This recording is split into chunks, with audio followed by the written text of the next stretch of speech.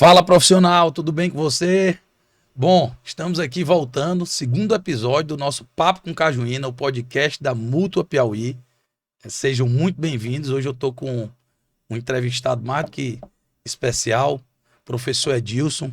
Foi meu professor na pós-graduação de Engenharia de Segurança do Trabalho. Eu já posso adiantar, isso não é segredo para ninguém, professor. Foi o meu melhor professor. Acho que eu tive a oportunidade de dizer isso para ele também durante as aulas. Que Obrigado. é bem a minha cara. E eu estou muito feliz com a presença dele. A gente continuando, foi um sucesso o nosso primeiro episódio. Então eu queria fazer um agradecimento especial, né, a toda a diretoria executiva da nossa mútua, na figura do nosso presidente Joel Krieger, ao nosso presidente do Confel, Vinícius Marques, que tem apoiado, né, o nosso podcast. Então a gente está muito feliz com o que está sendo realizado. Um agradecimento especial também a toda a equipe de produção desse podcast, que tem sido muito elogiado aqui no Estúdio Piauí Connect. Então, se você precisar, você profissional da engenharia ou de áreas afins, empresário que quer produzir um podcast, então aqui no Piauí a gente tem o Piauí Connect, que produz com muita excelência, e tudo isso que a gente está apresentando é resultado também do trabalho desse pessoal, tá bom? Que está aqui por trás no nosso backstage. Então, professor Edilson Rocha de Souza, né? Seu criado, Casado, tem um casado, filho um também. filho, Como é que se o chama seu Bruno. filho? O Bruno, né, professor?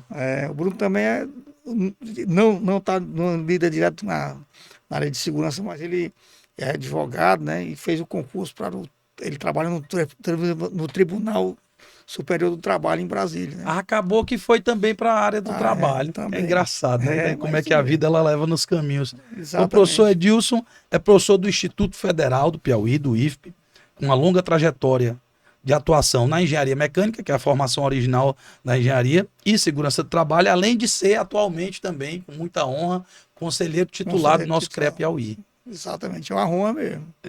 E para a gente, mais ainda por ter essa figura. Eu costumo dizer, professor, eu fui representante da nossa modalidade no CREA Piauí, fui conselheiro pela modalidade Engenharia de Segurança do Trabalho, pela APIEST, e nas reuniões que a gente tinha a nível nacional, eu procurei levar o Hércules, que hoje é o nosso presidente, né, que também foi seu aluno e também amigo hoje, enfim.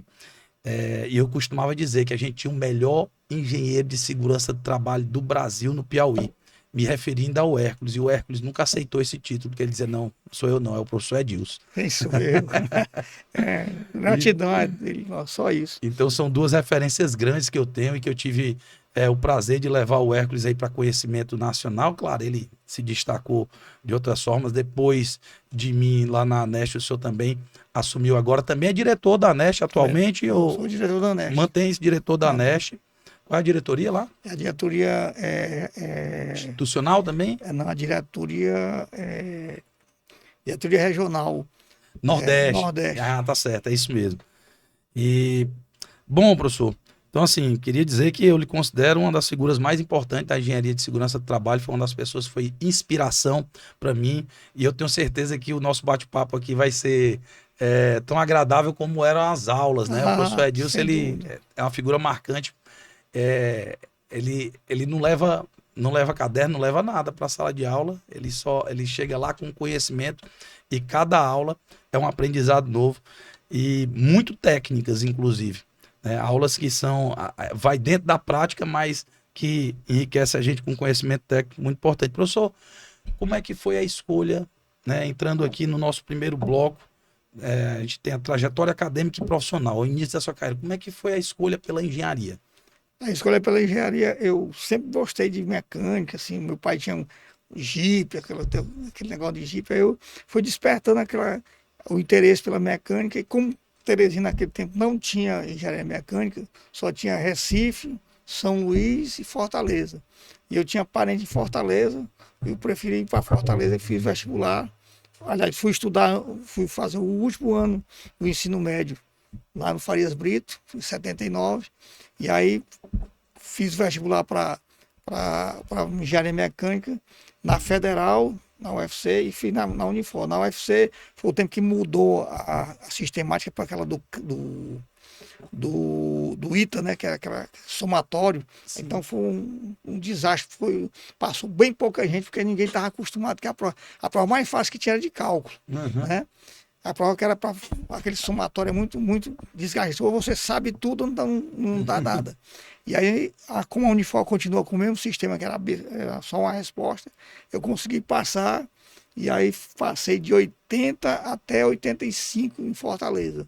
Quando foi em 85, no final, em agosto, eu concluí o curso e voltei para Teresina. De lá, aí comecei a minha carreira como engenheiro mecânico. Meu primeiro emprego foi na Convap, há 40 anos atrás. Eu estou vendo duas coincidências interessantes, porque eu me formei na Unifor também. E a Convap é da minha terra natal, Pois é. que é lá em União, e que a gente sabe que até hoje, né, é uma atividade, a atividade de extração de cana, ela é uma atividade que ela realmente ela exige muito do trabalhador e ela tem um alto índice de... E o senhor ainda presta serviço para a Convap? Ainda está lá? Porque eu acho que recentemente a gente conversou. Agora recente, agora entre safra, semana passada eu passei 15 dias dando treinamento para a Convap lá. Aí eu voltei depois de 40 anos, né? O pessoal, professor, na época eu só era engenheiro mecânico lá da oficina.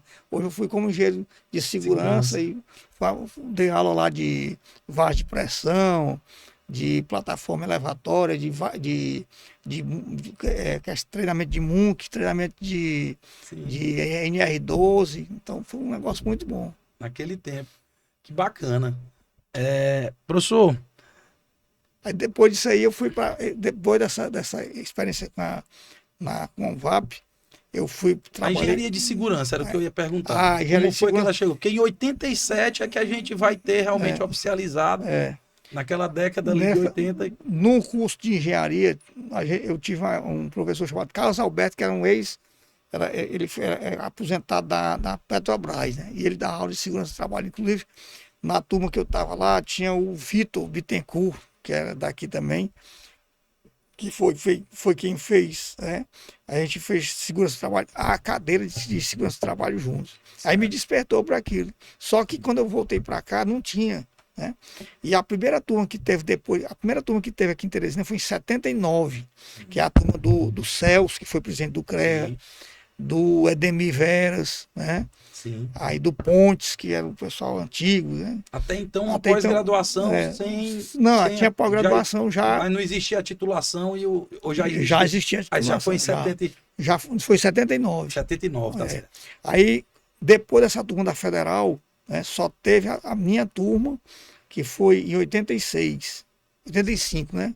Começou em 85, terminou em 86. Aí, né, dessa turma aí, de lá para cá, todos os engenheiros de segurança que estiveram no Piauí, que formaram isso aqui, os que da Federal, o da CESVAL, como você lá, o da FACID, da Uninova FAP, agora está tendo da Santo Agostinho, todo mundo foi meu aluno, né? Infelizmente foi meu aluno. Mas, né, rapaz, eu acho que eu não sou tão... Né? Então o pessoal me considera assim hoje, o pessoal diz, o professor Edilson, mas me considera como um dinossauro da segurança, porque no meu tempo só tem Fernando Rosa, infelizmente já falecido, né? Aí tem quem mais? Só tem o Edemir, não milita na área. O Edemir hoje é produtor. Hoje tem a Cachaça Lira, né? Que é da família dele. E o Pontes também, não mais, também está aposentado. Então, desse pessoal todinho só tem eu, né? Mas eu continuo com o mesmo ímpeto que eu comecei há 40 anos atrás. Né? Que segurança para mim, eu digo que é uma cachaça. Eu bebo todo dia. Né? Eu bebo todo dia porque segurança para mim é uma coisa que eu respiro segurança, eu vejo segurança, eu tô onde eu tô, eu digo, rapaz, eu tô ligado de, isso aqui tá errado, isso aqui. O pessoal fica achado, passa até... o professor é do tipo, eu lembro que o senhor citou esse exemplo aí, onde o senhor tá, né, já tá olhando se tá tudo ok. Porque a gente tem... Eu tenho um pouco disso também, pela formação da segurança. Porque a gente tem o seguinte, eu acho que o exemplo arrasta. Né? A gente tenho muito disso, agora eu tô com um filho de 1 ano e eu tenho muito disso. Criança, eu tenho até e lá eu sou engenheiro de segurança e minha esposa é médica do trabalho. Vou mandar para você, eu tenho um curso agora que eu fiz agora recente sobre segurança com criança, só segurança. Que legal. Tem um curso, porque eu vejo muito assim, se você for olhar o índice enfim, de problemas, né? De doenças ou de fatalidades, vamos dizer assim, na fase infantil, ele é muito maior por acidente doméstico, né? E aí, acidente doméstico é como um acidente de trabalho. Não, Então, o pessoal, não, mas a criança... a mesma maneira de analisar os riscos tudo. Porque a criança não tem noção, né? Exatamente, pessoal, tem que controlar os riscos. Ó, tá quente, né? Ó, não pega não tá quente, mas ele vai lá e pega. E aqui ele pega da maneira mais que ele pega com a mais mão... inocente do mundo. Inocente, mas se machuca. Isso, machuca. E é grande, né? Verdade. Nosso papo com cajuína, a gente ainda não deu nem um golinho. Vamos brindar aqui com a cajuína. Tranquilo. Eita, professor. É cajuína mesmo, viu? Não. É cajuína mesmo. Não, porque sexta-feira, hoje está todo mundo assim mesmo. Sexta-feira, eu não bebo mais. O pessoal não bebe. É verdade. Você citou como exemplo, substituiu então exatamente. Manteve só a segurança. É. E teve algumas mudanças e avanços na educação, né? Muito. O senhor tem se dedicado ao ensino e à pesquisa no IFE, como cenário da educação. Aí eu pergunto, como o cenário da educação em engenharia de segurança do trabalho tem evoluído nos últimos anos, especialmente no Piauí? O senhor está aí ao longo dessa trajetória aí de 40 anos, né, que o senhor citou. E quais são as principais inovações que o senhor acredita no campo da educação de segurança do trabalho que a gente deve ter para melhorar a formação dos nossos alunos? O senhor acredita no ensino EAD como uma ferramenta de inclusão, por exemplo? Isso, não, o EAD é uma realidade que você vai ter que conviver, né? Não tem jeito, porque o EAD, o pessoal, não, mas o EAD, não sei. Mas o EAD traz uma facilidade para a pessoa. Por exemplo, você grava uma aula e você assiste. O que acontece é que o EAD tem que ter mais compromisso do aluno. Né? O compromisso do aluno de assistir a aula. Não é que deixar o computador ligado, ficar lá deitado numa rede e tal. Aí deixar. Não. É assistir a aula e estudar. Ele vai ter que estudar do mesmo jeito, porque o assunto ficou mais fácil para ele ver. Porque ele pode rever a aula, ele pode rever os conceitos que ele não aprendeu, né? Tirar dúvidas, né? Então, quanto fonte de ensino, eu acho que não muda tanta coisa. O que vai mudar mais, o que eu acho assim, que para todo, isso vale para todo estudante, eu vou até entrar num assunto que ia para outro bloco, é que a pós-graduação, de maneira geral, ela tem um aspecto muito singular, que eu acho que é importante para a carreira profissional de todo profissional, que é o network. Que você faz, é a troca. E assim, claro que no EAD, ele dificulta um pouco. Vai caber mesmo o compromisso dos estudantes de tentarem fazer com que isso funcione melhor, de se organizarem, de se reunirem. É claro que se for um ensino EAD, onde você está fazendo, que é uma faculdade que é distante, que é em outro centro, isso vai dificultar ainda mais, tem que buscar ainda mais essa aproximação, porque assim, uma das ferramentas mais fortes, acho que os melhores contatos profissionais que eu fiz ao longo da minha trajetória foram justamente na pós-graduação, durante o mestrado, né? Ali a gente passa a conhecer as pessoas, os professores, o que está de mais atual, porque é dentro da academia que a gente vê isso, né? Então, exatamente.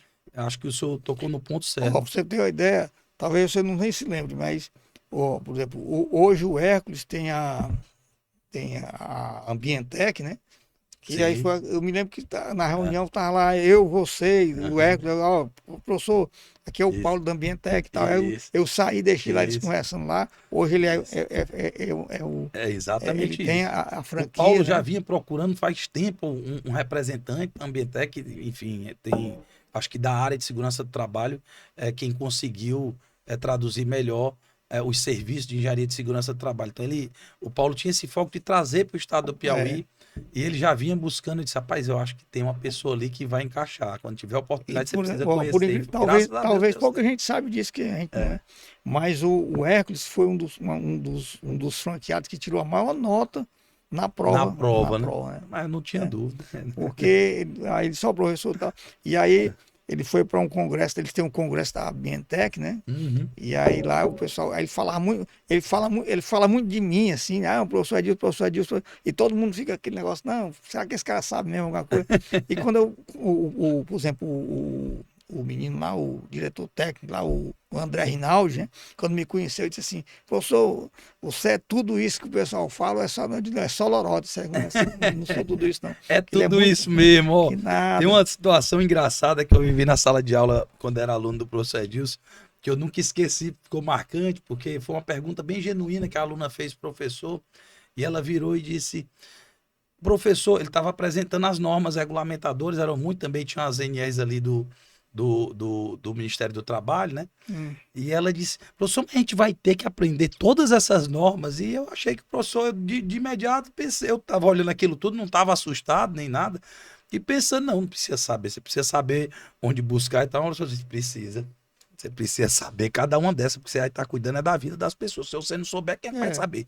Exatamente. Você que é engenheira de segurança que Como está é? indo lá. Como é que você é especialista? Não E é ali é que eu vi que o tem, negócio que era você tem que. Não é. ipsilíteres, não é de cabo a rabo, mas é você tem que porque saber onde saber buscar. onde buscar. Exato. Porque essa questão de saber onde buscar é que faz diferença. Né? Você não vai perder tempo. Isso. Né? E você vai saber onde realmente tem que buscar e onde você vai encaixar aquela situação. E onde você vai combinar uma norma com a outra para chegar a uma. Que é justamente o caso que você falou, a pessoa, os desafios são grandes. Né? A mudança está muito grande. Hoje, por exemplo, a IA. O cara faz uma pergunta só para a IA, só que a IA é uma ferramenta excelente para quem sabe usar. Para quem sabe usar como, professor? Você tem que ter domínio da coisa, você tem que ter conhecimento, tem que ter parâmetros, porque se você não tiver parâmetro, ela vai lhe enganar. Vai. Né? Ou você vai se enganar achando que ela está lhe dando uma resposta, a resposta que é a tá pior correta, forma de estar errado. Exatamente. É tendo certeza de que aquilo está certo. Você acha que está certo e está redondamente enganado. Né? Exato. Não vai. Né? Então, isso aí, Verdade. que é a pergunta que o pessoal fala, o prompt, né? Como é que o cara vai perguntar? E ele tem que ter aquele. Tem uma discussão interessante da segurança do trabalho, que eu acho que é a eterna discussão, e a gente vai já entrar no assunto que eu gosto sempre de falar, que é gasto ou investimento. Né? É assim, o engenheiro de segurança do trabalho, ele tem a plena certeza de que é um investimento, e para todo gestor, porque assim, eu acho que a função do engenheiro também está nisso, e aí vai do conhecimento dele das normas regulamentadoras para saber a solução correta, para que o gestor também não precise investir além do que é o necessário. Isso aí a gente fala em prevenção, fala em segurança do trabalho, isso aí vem da questão lá de trás, lá do Paracelso, né? Que ele dizia assim, a diferença entre um remédio, um medicamento e um veneno, né? É a dose. Então, se você souber, não vou gastar isso aqui, o cara pode gastar, mas ele acha que, porque se você exagerar na dose, né? Vai Aquilo dar ali problema. pode ser um veneno, pode dar problema para o chão de fábrica dele. Aí eu falo como engenheiro de produção, você pode estar aí limitando o crescimento de uma empresa, pode estar limitando a operação de gestão, mas claro, a segurança está em primeiro lugar, está em primeiro lugar. Exatamente. Mas logo depois da segurança, vem a saúde financeira da empresa que você está trabalhando. Aqui em Teresina tem um exemplo de uma empresa, não vou citar o nome por questão ética, né? Mas teve uma empresa que teve um problema que o pessoal disse, não, vamos dar capacete para todo mundo, não tem problema. Né? Mas aqui o clima é desfavorável para esse negócio. E onde o pessoal trabalhava era em montagem. Né? E tinha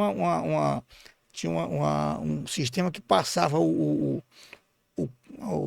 a mercadoria, o produto passava por cima da cabeça do pessoal. Tá? E caiu um dia lá e não machucou ninguém. Mas não, vamos resolver o problema. Qual foi a resolução?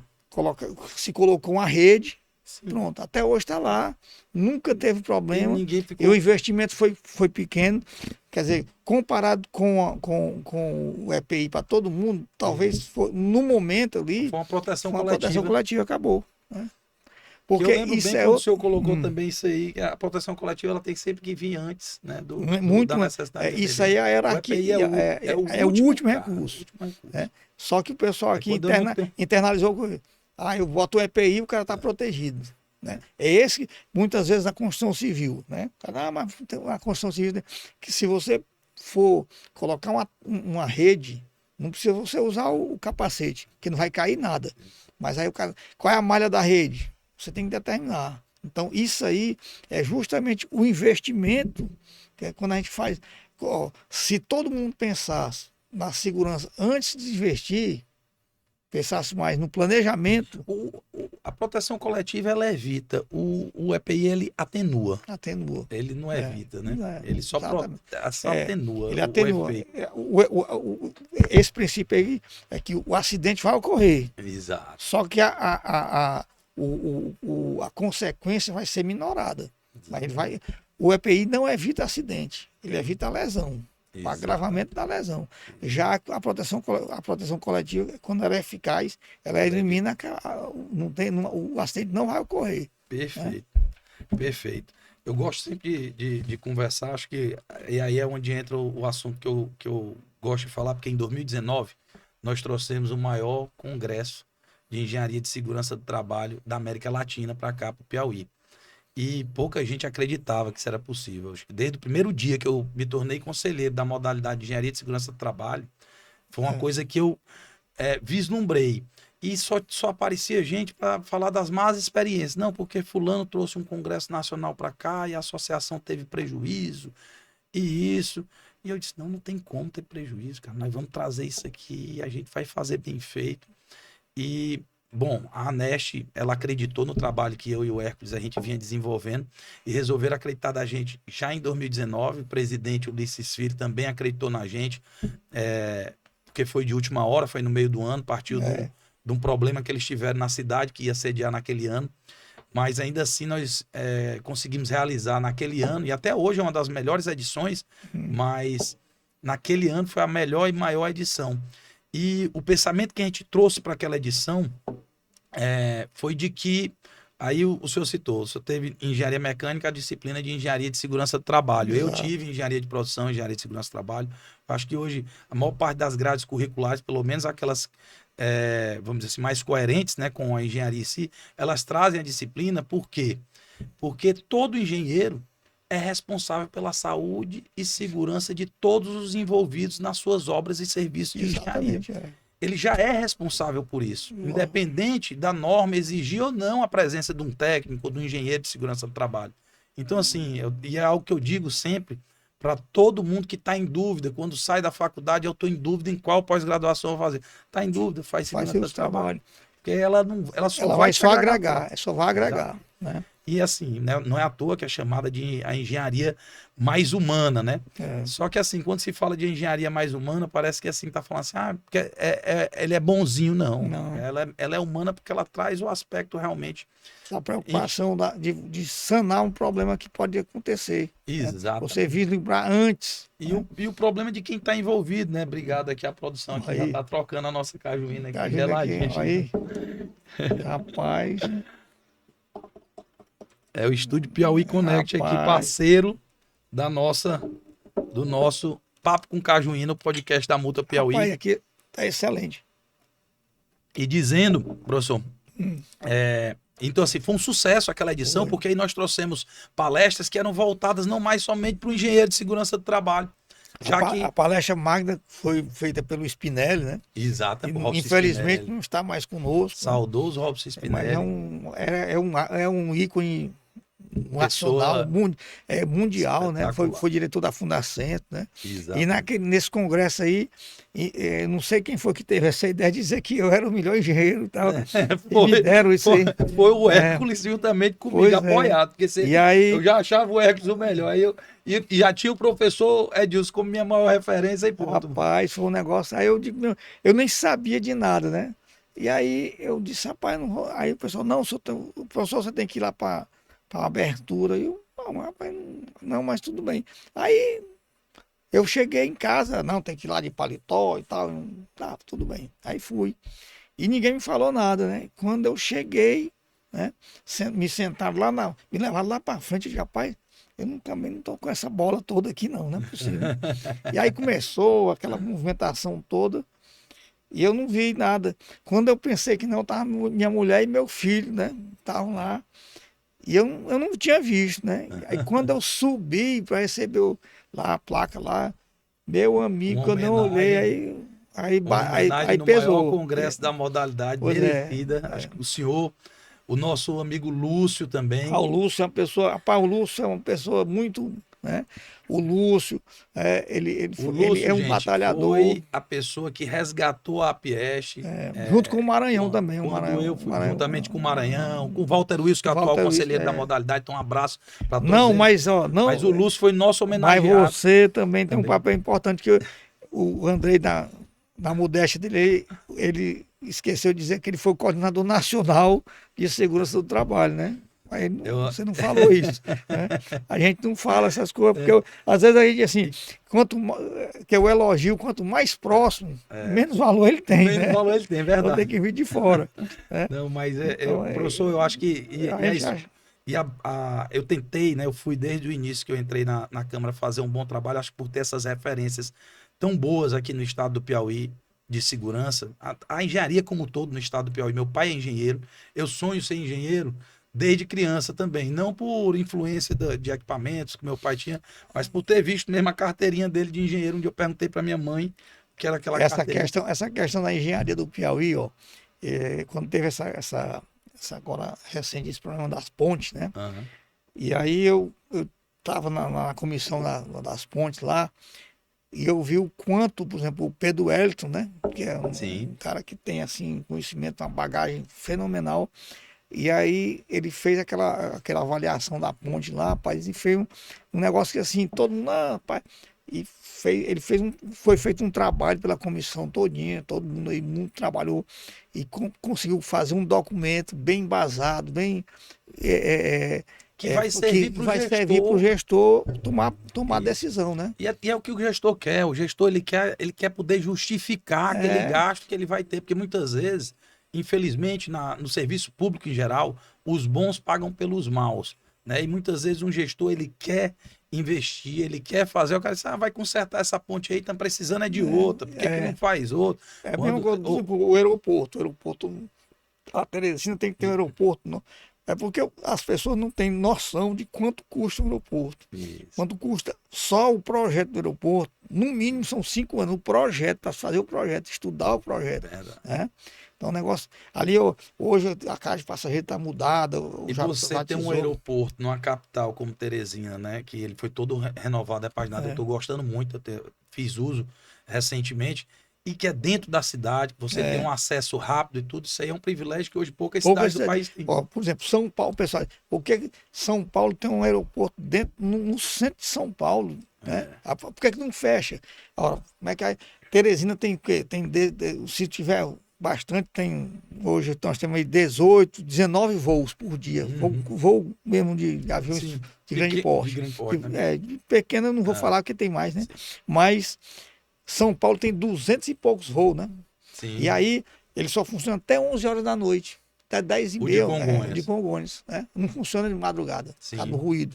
E aí o pessoal, não, mas a gente tem que tirar, não sei o quê. Pô, aí aqui, mas tem um voo de madrugada, 2. Cara, e todo mundo, eu falo com propriedade, porque eu morei ali atrás do aeroporto, no Itaperu. Eu tinha uma casa lá no Itaperu.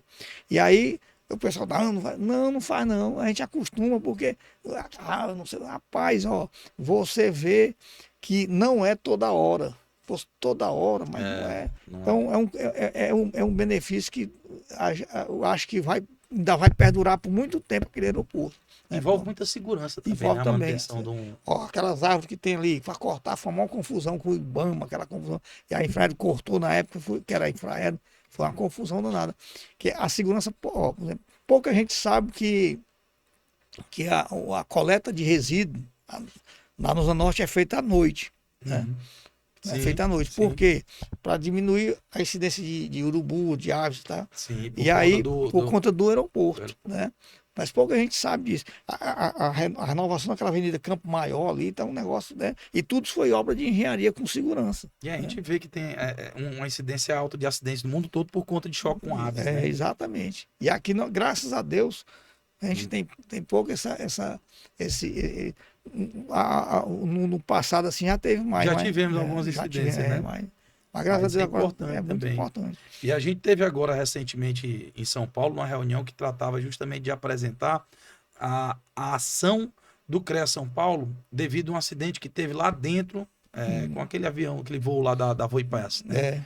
Então, Que eles por apresentaram o plano 62 de trabalho, a forma É. de fiscalização, e isso vai se estender para o Brasil todo. Então, essa troca é muito importante entre os CREAs, essas reuniões. É. Foi o momento onde o presidente Hércules teve a oportunidade de apresentar aí o trabalho nas pontes, que rendeu a ele a indicação para ser aí o coordenador nacional da comissão de pontes e barragens que vai ser instituída pelo CONFEA, né? Então a gente tem aí um presidente que está representando a gente muito bem, tanto do ponto de vista político, profissional, está gostando muito das ações que ele tem feito para a classe como um todo, mas também do ponto de vista técnico, né? Então parabéns aí para o nosso presidente Hércules pelo Realmente. trabalho técnico que ele tem empreitado, e a gente também não podia esperar, eu digo sempre para ele, eu só não esperava menos de você. Não, rapaz, ó, eu acho que Quanto maior a admiração, maior a responsabilidade, né? responsabilidade. Mas o CREA tem um divisor de águas depois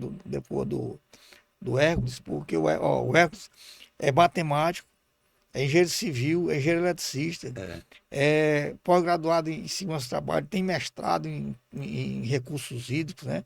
É um cara que tem assim um conhecimento muito grande, né?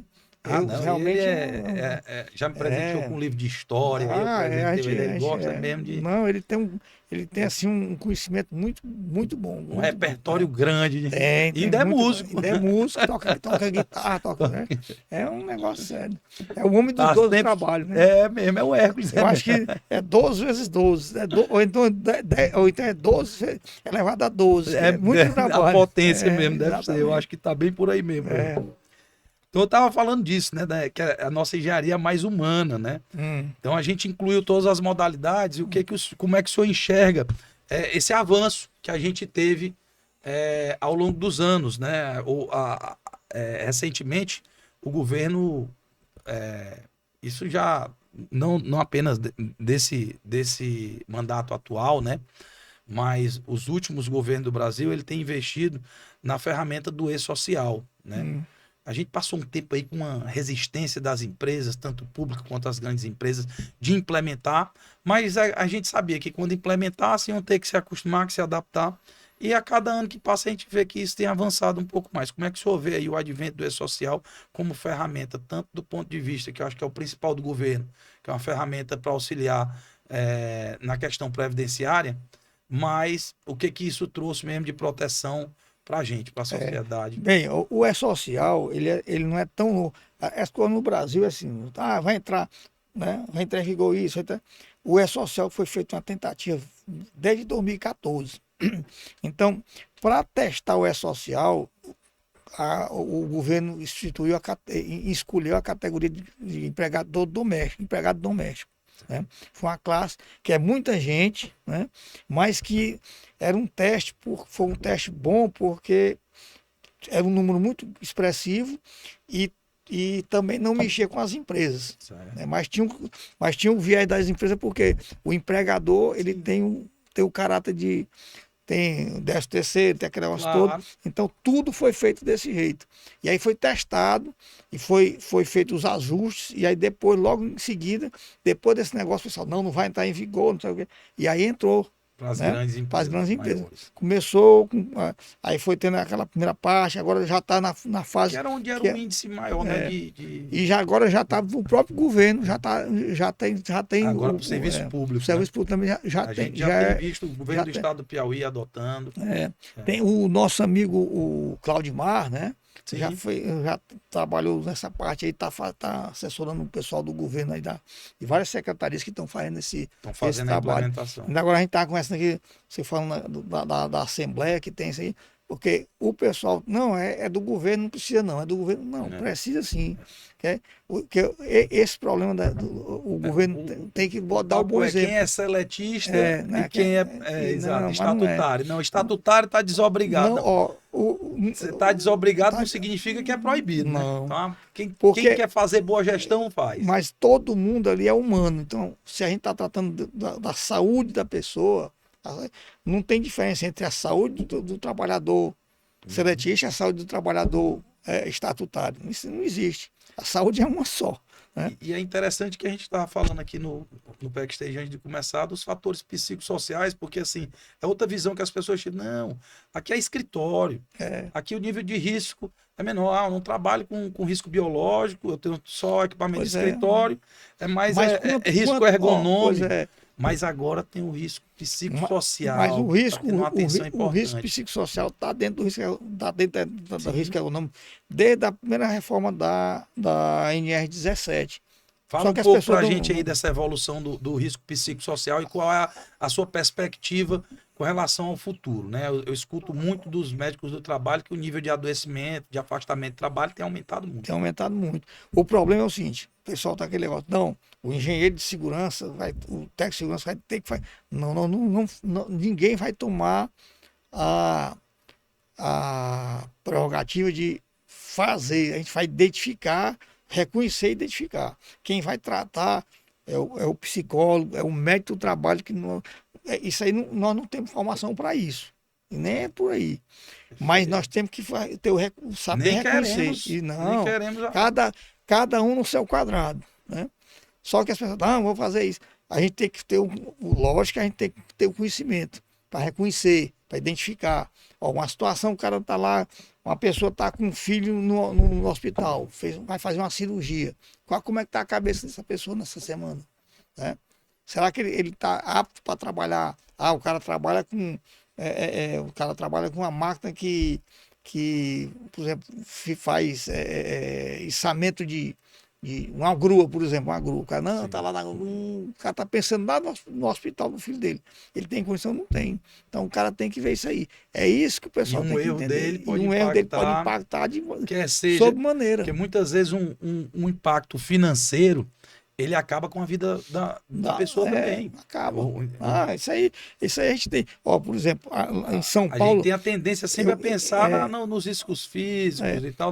O problema das pessoas é aquele negócio. Uma investigação, uma avaliação mal feita. Teve uma escola de São Paulo. Pode acabar com a saúde de uma empresa. Também. Não é só com. Não, acaba com tudo. Por quê? Porque você faz uma avaliação equivocada. E aí o cara gasta sem necessidade e não resolve o problema vai continuar, vai vir mais agravante ainda. Então fica mais complicado. E a gente tem essa responsabilidade de reconhecer, identificar e reconhecer o risco e passar. Ó, isso aqui foi identificado, isso aqui. Quem é que toma de conta? É o psicólogo, é o médico. Né? Sua esposa é médica, a questão do adoecimento da pessoa. Ela tem me relatado que a maior parte dos afastamentos que ela recebe é realmente por questões. Agora, uma coisa. Aí, por exemplo, o RH também tem uma função muito grande nesse papel aí. Porque é identificar a pessoa, por exemplo, na seleção, você já identifica uma coisa. Dá um exemplo assim do que eu estou tentando mostrar. Vamos supor, você faz uma seleção para motoristas de carros de produtos perigosos, combustíveis. Certo. Né? E aí, pronto. Aí o cara, lá no questionário tem lá. Tem uma empresa de transporte de combustível. Pronto, como é que eu vou selecionar o meu funcionário? Pronto, um motorista, vamos supor. Aí tá lá o motorista, tá o cara bom danado. Aí tem lá a pergunta: você fuma? Aí tá lá o cara. Não, fumo só um cigarro. Né? Mas, para aquela função, um cigarro pode ser a diferença entre você ter um prejuízo muito grande. Né? Então o cara diz assim, não, rapaz, ó, o cara é muito bom, mas infelizmente ele tem esse problema aqui. Se o gestor quiser assumir, você vai assumir. Eu estou dizendo que seria... Se quiser mitigar o risco. Mitigar o risco, não. Ele é bom, mas vai ser a nossa último cartucho. Porque se tiver outro que não fuma, vai ser preferível. Né? É preferível. Mas aí a pessoa diz, mas você é muito rigoroso. Não é ser rigoroso. Porque uma hora o cara, vou fumar aqui. Aí o cara vai fumar perto de um caminhão, né? Tem um vazamento. Ele é o melhor amigo daquele caminhão. Pois é. É o motorista. Então o cara, mas isso é muito rigoroso. Não, eu estou vendo, é isso que o pessoal não vê. Né? É isso que o pessoal não vê. Então, essa formação que a gente tem que despertar na pessoa. Ó, tá aqui. E aí a gente vai o RH ele tem que ter uma instrução também é papel do engenheiro. Aí é que entra a experiência também. Exatamente. Ó, você tem uma empresa. O cara Você pode ser muito bom de norma, mas se você se também você não tiver um olhar não tiver um olhar holístico da coisa. Holístico, pessoal. O que é holístico? O cara vê tudo. Né? Eu tenho aquele filme, o Benjamin Button, né? Sim, sim. Tem uma cena daquela que a mulher quebra a perna, né? E É aí, um curioso caso de Benjamin Button. exatamente. Aí ele diz assim, e se o motorista não tivesse atrasado, se o cadastro tivesse quebrado, né? Que é uma técnica de avaliação de risco, que é IC. Sim. Por exemplo, quando a pessoa nem liga, por exemplo, quando você convida uma pessoa e você diz, ó, confirme sua presença com até 12 horas antes, até 24 horas antes, isso é uma técnica de análise de risco. Né? Sim. Mas as pessoas não veem isso aí. Para entender quantas pessoas, qual o potencial que eu tenho da minha festa de ultrapassar faz a chover. Hoje quase toda festa que você vai, tem grandes eventos, tem um gerador. Sim, né? sim. O cara, não, mas vai ter um gerador. Tem que ter um mas toldo. né? E se chover? Né? E se faltar energia? Tá pensando um casamento, o cara, aquele momento ímpar, né? Isso. A noiva não vai perdoar o cara, rapaz. Não bota, não faz isso, não. Então, ou então convida. Eles alugam por 10 horas. Eu casei recentemente. E depois é por hora. Pois 10 horas depois por hora. Por quê? Porque tá de hora extra. Exatamente. Tem um trabalhador lá que tá do lado operando aquele gerador. Ó, veja bem. E que a partir dali ele tá fazendo hora extra. Ele não tá mais. Olha, pra você ter uma ideia. Esse aí a gente vê, não, isso é bobagem, isso aqui. Por exemplo, tu convida o cara e não manda um mapa pro cara lá. Aí o cara se perde. O cara não é daqui de Teresina. Né? Tem lá o Waze, não sei o quê, o WhatsApp. Não, beleza. E se o cara não chega? E se for no Rio de Janeiro? No Rio de Janeiro. Já aconteceu tragédias e mais tragédias. Com todo respeito, eu sou apaixonado pelo Rio de Janeiro, tá, não, gente? A cidade maravilhosa, sou botafoguense, mas a gente sabe que já aconteceu, inclusive, com uma médica piauiense que teve um infortúnio, né? Não, isso aí... E talvez se ela tivesse seguido um pouco dessas recomendações de segurança, ela tivesse evitado dirigir para mim, segurança tem que ser ensinada desde a infância. Não que ela nunca que ela vai ser culpada, tá? Nunca que uma pessoa que tá operando. Mas a gente tem que trabalhar para evitar, né? Olha, por exemplo, tem um colega nosso, o Gilson, né? Que é lá o chefe de fiscalização do CREA. Aí ele foi fazer intercâmbio no Canadá. Aí ele conta isso, né? Ele contou isso lá já várias vezes. Aí ele, no primeiro dia de aula, tem um simulado de abandono, né? Aí quando tocou a sirene, a simulação. Quando tocou a sirene, aí ele pegou o livro aqui, saiu correndo, pegou a mochila, aí todo mundo ficou olhando, né? Porque todo mundo sai. Primeiro saiu a primeira fila, a segunda fila, aí ele foi chamado só. Você nunca viu isso, não? Não, pô, aqui é assim. Sai o primeiro. Pois o senhor tocou num assunto engraçado, que eu não ia lembrar de contar aqui, mas já que o senhor contou, é porque era para sair essa história aqui. Eu morei nos Estados Unidos, fiz intercâmbio também, fui estudante de intercâmbio em 2000, né? 99, 2000. Tinha 16 anos, 15 para 16 anos. E lá tinha os simulados. Eu estudei em uma das 10 escolas de ensino médio mais antigas dos Estados Unidos. Se chama Peoria High School. Né? Tem um site lá da Peoria High School, quem vê lá data de 1800 e poucos. A Peoria High School. Então, eu estudava no Museu Vivo. Né? Lá ela já chegou a abrigar mais de 3 mil alunos, mas com a expansão do ensino dos Estados Unidos, ela estava com cerca de 800 a 1.000 alunos. Na época que eu estudava lá. Então tinha os simulados, são muitos alunos, 800 a 1.000 alunos, são muitos alunos. E a gente fazia esses simulados. Eu, desde o início, eu já tinha, como o programa de intercâmbio que me mandou, ele orientava a gente, eles explicaram como é que era e tudo. Então, quando tocou a sirene na primeira vez, normal. Na segunda vez, foi tudo normal.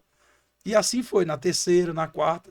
Até que um dia tocou a sirene e foi tudo normal, só que não era mais era uma situação era real. Valendo. Era uma situação real, né? Encontraram uns bilhetes aí de uma briga entre alunos e acabaram achando armas dentro do locker. Ele estava com a ideia de sair atirando. E quer dizer, a prevenção nesse caso, eles atuaram muito rápido, eles já trabalham vendo isso, qualquer conflito dos alunos, eles passam a monitorar.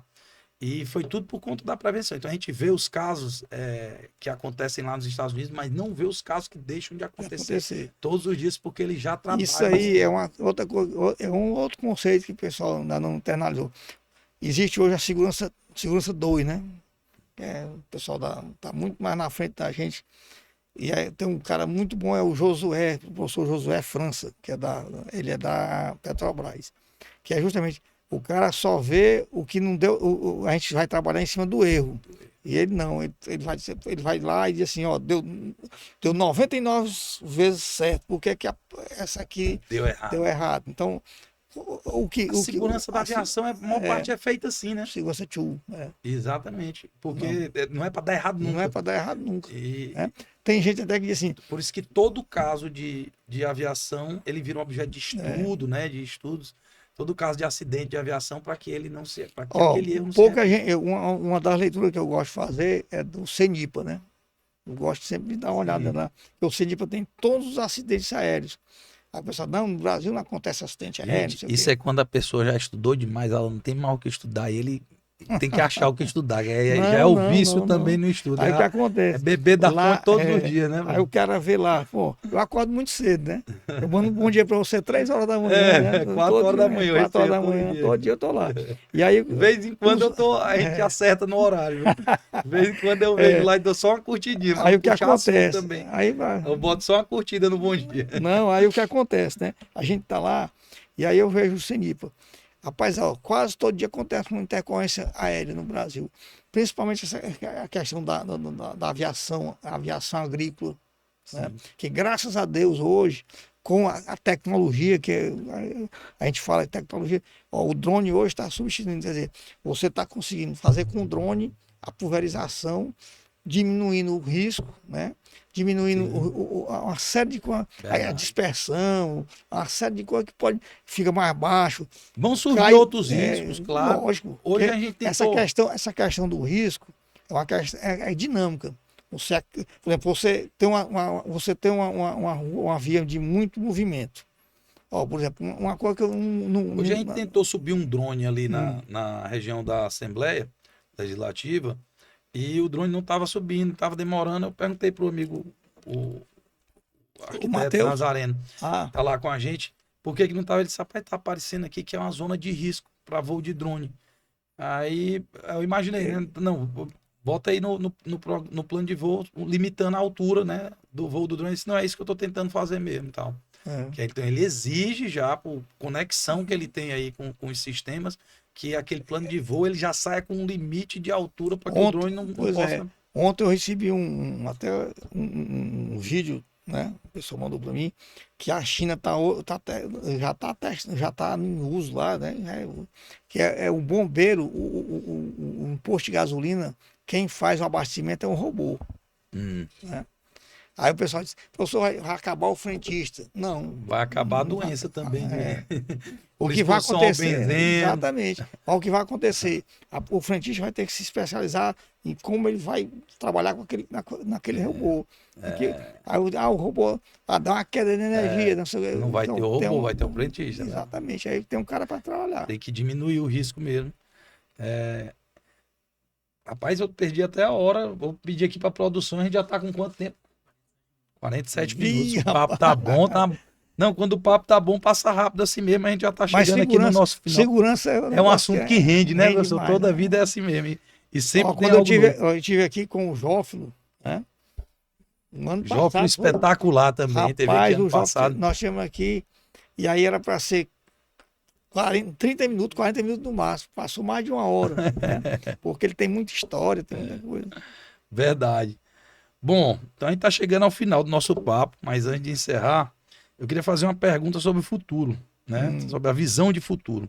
E eu queria entender do senhor, hoje, com a sua visão, conhecendo quem é o nosso presidente do CREA, tendo conhecido de dentro agora o CREA Piauí, porque assim, dentro, a gente sabe que o ambiente acadêmico também, ele traz alguns questionamentos sobre a atuação dos conselhos de classe e tudo. A gente tem tentado mudar um pouco disso. Então, qual é, né, o senhor, o que o futuro reserva para a engenharia e para o CREA Piauí nos próximos anos, e quais são as tendências e desafios que nós podemos esperar, como podemos nos preparar para enfrentá-los? Bem, eu vejo muito positivo o fato do CREA hoje, né, tá muito mais próximo da academia, né? Ideia sua com o Jorge, né? Tem a Universidade do CREA, né? Isso, né? a Escola A Superior Escola de Superior de Engenharia do nosso Engenharia, amigo, né? um abraço para o É, Jorge também, que pois tem. é. E aí, isso aí traz muita academia para dentro do CREA. E leva o CREA para dentro da academia. Né? Por exemplo, hoje eu sou representante de uma faculdade, né, que tem um curso de pós-graduação. A tendência é que vai aparecer. Tem o Renan, que é tem tem o Renan, O Renan, e tem isso, a da Nova menina, tem Fato. a Natasha, né? Isso, Também que são representantes. Por sim. quê? Porque essa história que o Tem o CREA, José Brito, que tem veio o lá Zé da... Brito também, é uma pessoa excelente, né? E aqui, por quê? Porque muitas, até antes dessa nova gestão, o CREA era muito aquele negócio, não, o CREA é para cobrar, né? Mas quem fiscaliza, a primeira coisa da fiscalização, o primeiro princípio de fiscalização é orientar. E a gente está orientando. Ó, o CREA Júnior é um negócio excelente para trazer a pessoa para ver como é que o CREA trabalha. Né? Isso. Que é muitas vezes o cara, não, o CREA só. Não, o CREA E agora tem isso nós aqui. estamos lançando esse ano a Mútua Júnior também. Pronto. Que é para o pessoal, Ó, o muita gente. estudante que está no CREA Júnior, ele vai Já? ter acesso a benefícios que os profissionais do CREA Ó, têm acesso. muito Né? bom. Não são os benefícios reembolsáveis, mas benefícios como o clube de vantagens do CREA também, que concede descontos aí a nível nacional, no Magalu, Não. na Drogazil, enfim. Mas isso aí é um custo. Ó, você vê, ó, o governo está oferecendo, já ampliou como é o nome aí? É o que dá R$ 200 para o aluno do ensino médio. A bolsa? A bolsa, né? Tem uma bolsa. E vai estender para a universidade. Então, Sim. R$ 200 para quem paga, para quem recebe, Certo. talvez seja a visão é pouca, mas para quem paga é um volume muito grande de dinheiro. Verdade. Né? E circula muito. Você imagina os R$ 200, o Instituto Federal tem não sei quantos alunos que recebem isso aí. Quando é que não circula isso aí? Eu queria o nosso sonho de Brasil é que todo mundo ache R$ 200 pouco, né? Que Pouco, significa que todo mundo está vivendo bem Graças e a todo Deus. mundo está longe da pobreza, mas Então o CREA ainda não é a realidade. e os desafios são muito grandes, né? Eu acho que, por exemplo, hoje o Hércules lançou a placa digital, né? Sim, a placa Que é da obra. A placa da obra, que é um negócio que identifica e mostra o que realmente tem que ser feito, né? E graças a Deus. Não deixa de ser uma medida de proteção, né? Também. Não, todas as medidas.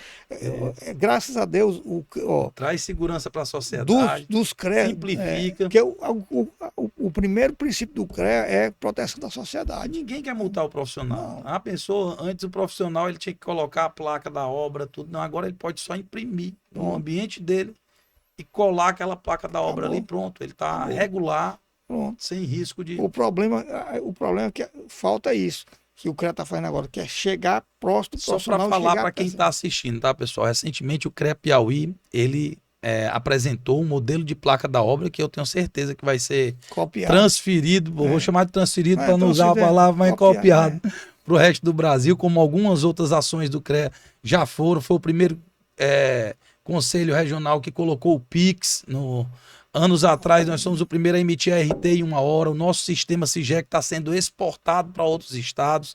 Então, assim como soluções também, as melhores soluções dos outros estados, a gente está tentando buscar também para cá, para que a gente tenha as melhores soluções. Mas aqui o professor deu o exemplo da placa da obra que foi lançada agora, era uma questão antiga, que gerava até conflitos com os profissionais do CREA. Todo mundo se aborrecia, né? Eu mesmo fui autuado por falta de placa numa obra, que a obra estava paralisada.